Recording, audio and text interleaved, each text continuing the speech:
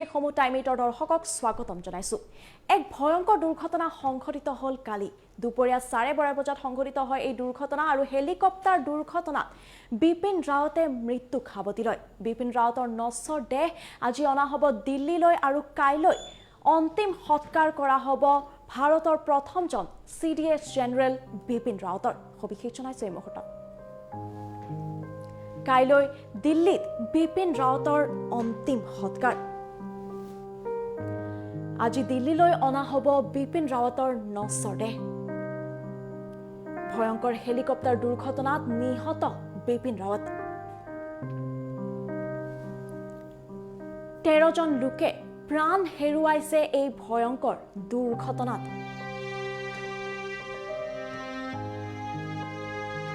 কাইলৈ দিল্লীত শেষ বিদায় জনাব বিপিন ৰাৱতক সকলো লোকে। বিপিন ৰাৱতৰ পত্নীসহ 11 জন লোকৰ নশ্বৰ দেহ লৈ অনা হ'ব আজি দিল্লীলৈ। যি ভয়ংকৰ দুৰ্ঘটনা সংঘটিত হ'ল হেলিকপ্টাৰ দুৰ্ঘটনা, সেই দুৰ্ঘটনাত ভাৰতৰ প্ৰথমজন CDS জেনেৰেল বিপিন ৰাৱতে মৃত্যু খাবতি ল'লে। আৰু এই মৃত্যুৰ পিছতে সকলো শোকত ভাগি পৰিছে। শোকৰ ছাঁ পৰিছে সমগ্ৰ ভাৰতবৰ্ষত, কিয়নো এনে এজন ব্যক্তিৰ মৃত্যুৱে সমগ্ৰ ভাৰতবাসীক কঁপাই গৈছে। এক হেলিকপ্টাৰ দুৰ্ঘটনাত মৃত্যু খাবতি ল'লে বিপিন ৰাৱত, তেখেতৰ পত্নী আৰু তেওঁলোকৰ সৈতে আন 11 জন লোকে। 14 জন ব্যক্তি আছিল এই হেলিকপ্টাৰখনত আৰু এই হেলিকপ্টাৰখনত থকা 14 জন ব্যক্তিৰ ভিতৰত 13 জনেই মৃত্যু খাবতি ল'লে আৰু এজন এই পৰ্যন্ত চিকিৎসালয়ত চিকিৎসাধীন হৈ আছে।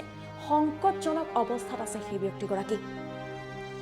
কিন্তু এনেধৰণৰ এজন শক্তিশালী উদাৰ মনৰ সাহসী ব্যক্তিয়ে ইহলীলালৈ গতি কৰাক লৈ সকলোতে শোকৰ ছাঁ পৰিছে।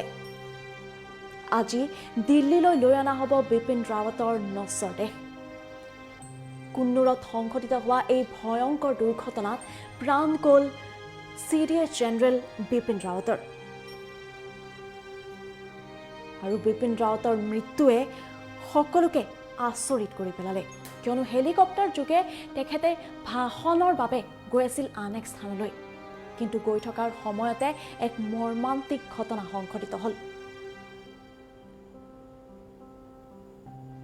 এই ঘটনাই সেই হেলিকপ্টাৰখনত থকা 14 জন আৰোহীৰ ভিতৰত 13 জনকে মৃত্যুৰ মুখত পেলালে। পত্নীসহ বিপিন ৰাৱতৰো মৃত্যু হ'ল এই শোকাবহ ঘটনাত। এই ঘটনা সংঘটিত হোৱাৰ লগে লগে পোনে পোনে সেই স্থানলৈ স্থানীয় ৰাইজে গৈ সকলোকে উদ্ধাৰ কৰিবলৈ চেষ্টা কৰিলে। উদ্ধাৰ অভিযান স্থানীয় ৰাইজেই আৰম্ভ কৰিলে, এম্বুলেন্স অথবা অইন কোনো আহি পোৱাৰ আগতে। কিন্তু স্থানীয় ৰাইজে উদ্ধাৰ অভিযান আৰম্ভ কৰিলে যদিও সেয়া ইতিমধ্যেই পলম হৈ গ'ল, কিয়নো 13 জনকৈ লোকে মৃত্যু খাবতি ল'লে। ভাৰতৰ প্ৰথমজন CDS জেনেৰেল বিপিন ৰাৱতে মৃত্যু খাবতি ল'লে আৰু তেখেতৰ পত্নী দুয়োগৰাকীৰ শ্ৰীছবি দেখুৱাইছোঁ বৰ্তমান সময়ত। এই দুয়োগৰাকীয়ে মৃত্যু খাবতি লয়। তেখেতৰ নশ্বৰ দেহ আজি দিল্লীলৈ অনা হ'ব আৰু সম্পূৰ্ণ ৰাষ্ট্ৰীয় মৰ্যাদাৰে অন্তিম সৎকাৰ কৰা হ'ব কাইলৈ বিপিন ৰাৱতৰ। ভাৰতলৈ আগবঢ়োৱা তেখেতৰ সেৱা, ভাৰতলৈ আগবঢ়োৱা প্ৰত্যেকটো দিনৰ তেখেতৰ সেৱাৰ বিষয়ে অনুকুৱাইছে সকলোৱে। বিভিন্নজনে টুইটাৰত টুইট যোগে শোক প্ৰকাশ কৰিছে বিপিন ৰাৱতৰ মৃত্যুৰ পিছতেই। প্ৰধানমন্ত্ৰীকে আৰম্ভ কৰি বিভিন্নজনে টুইটাৰত টুইট যোগে প্ৰকাশ কৰিছে তেওঁলোকৰ শোক। আনকি পাকিস্তানৰ সেনায়ো টুইট যোগে বিপিন ৰাৱতৰ মৃত্যুক লৈ শোক প্ৰকাশ কৰিছে। বিপিন ৰাৱতৰ মৃত্যুৱে আচৰিত কৰি পেলালে সমগ্ৰ ভাৰতবৰ্ষক। এনে এজন ব্যক্তিৰ মৃত্যুৱে ভাৰতৰ এক বৃহৎ লছ হয়।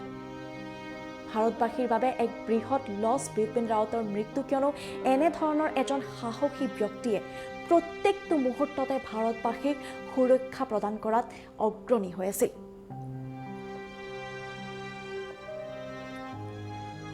উত্তৰাখণ্ডৰ পাউৰীত জন্মগ্ৰহণ কৰা বিপিন ৰাৱত 16 মাৰ্চ 1958 চনত জন্মগ্ৰহণ কৰিছিলে তেখেতে। আৰু তেখেতৰ পত্নী মধুলিকা ৰাৱতৰো এই দুৰ্ঘটনাতে মৃত্যু হয়। কালি অৰ্থাৎ 8 ডিচেম্বৰ 2021 এক ভয়ংকৰ হেলিকপ্টাৰ দুৰ্ঘটনাত মৃত্যুক সাৱটি ল'লে।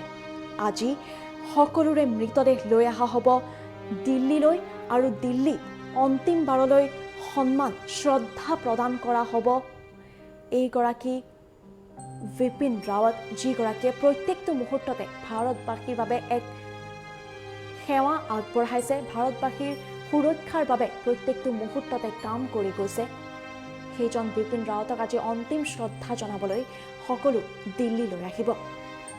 দিল্লীলৈ ইতিমধ্যে লৈ অহাবলৈ যোজা কৰা হৈছে বিপিন ৰাৱতৰ সৈতে আন 12 গৰাকীৰ মৃতদেহ।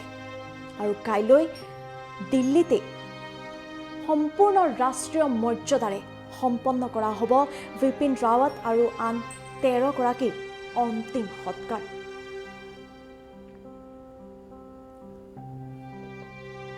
কুন্নুৰত সংঘটিত হোৱা এই ভয়ংকৰ দুৰ্ঘটনাই হেলিকপ্টাৰ দুৰ্ঘটনাত মৃত্যুক সাৱটি ল'লে বিপিন ৰাৱত, তেখেতৰ পত্নী আৰু আন 11 গৰাকী লোকে।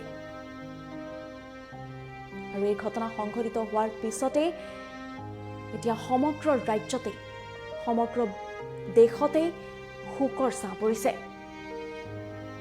আনকি পাকিস্তানৰ সেনায়ো বিপিন ৰাৱতৰ মৃত্যুত শোক প্ৰকাশ কৰিছে।